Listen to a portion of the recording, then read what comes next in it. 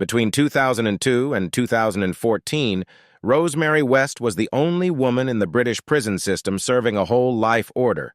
Initially, the infamous Gloucester killer was sentenced to a minimum of 25 years for the murders of 10 young women, including her own daughter and stepdaughter, committed with her equally depraved husband, Fred.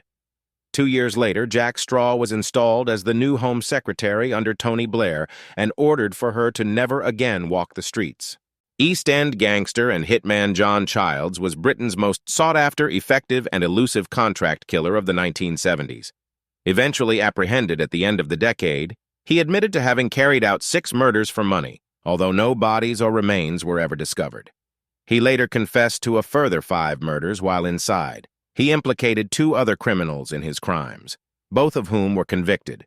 It was later found that Childs had perjured himself in the process and the men were innocent. After that, the pathological liar was given his order never to leave prison. Britain's longest-serving prisoner is known for being dangerous. In fact, his reputation as an inmate is perhaps second only to a certain Charlie Bronson. It's warranted, too. At least it used to be anyway. After all, you don't get the nickname Hannibal the Cannibal for nothing, do you? Robert Maudsley was sent to Broadmoor in 1973 after strangling a man called John Farrell. Since then, he's killed 3 more men, all while inside. The nickname comes from the special cell he's kept in? Well, that, and because he ate some of his victim's brains. It's no huge surprise that Robert Maudsley won't ever be allowed out of prison.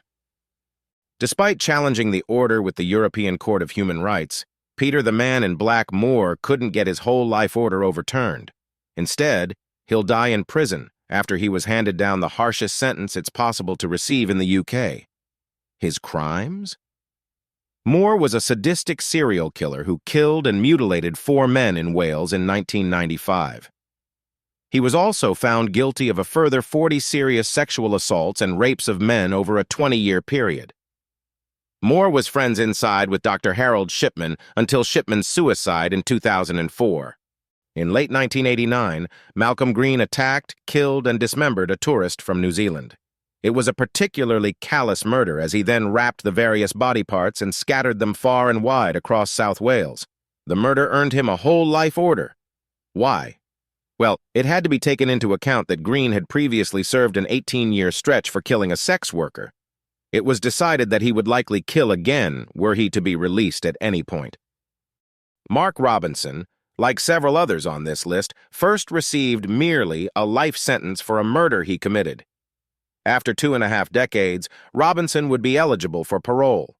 Like Malcolm Green, Robinson's last conviction really would be his last, after an earlier murder conviction was taken into account and a whole life tariff was imposed from on high, and understandably so. In 1984, then Home Secretary Leon Britton handed down a whole life order to the rapist and spree killer Arthur Hutchinson. Despite multiple appeals, the sentence is always upheld. It seems that no one is prepared to let the Hartlepool-born monster be released on their watch. He'll almost certainly die in prison. At just 21, Anthony Arkwright is the youngest person in Britain to receive a life means life sentence. In 1988, across 2 days, he beat and hacked up 3 people, including his own grandfather. A sadist and prolific rapist of young boys, Victor Miller finally tipped the balance and killed a 14-year-old boy from Worcestershire in 1988. He was, like many other killers here, initially dished out a 25-year life sentence. Unusually, he requested a whole life order, asking to die in prison and never be released. The Home Secretary at the time, Douglas Hurd, agreed. The railway killer and rapist John Duffy was found guilty of killing 2 women and raping 7 more in the late 80s. The true numbers were no doubt higher. He received a 30-year sentence for his sickening crimes and would have been considered for parole in 2018, were he not later been handed a whole life order. One of the reasons was that he worked with an accomplice who he refused to name. The White House farm murderer Jeffrey Bamber was found guilty of slaughtering his adoptive parents, his sister, and his young twin nephews. He carried out the atrocity at the family's remote Essex farmhouse in August 1985. 14 months later, he was convicted. Bamber's trial judge sentenced him to 25 years, but admitted that it seemed very unlikely that he would ever be released. Subsequent Home Secretaries tend to agree.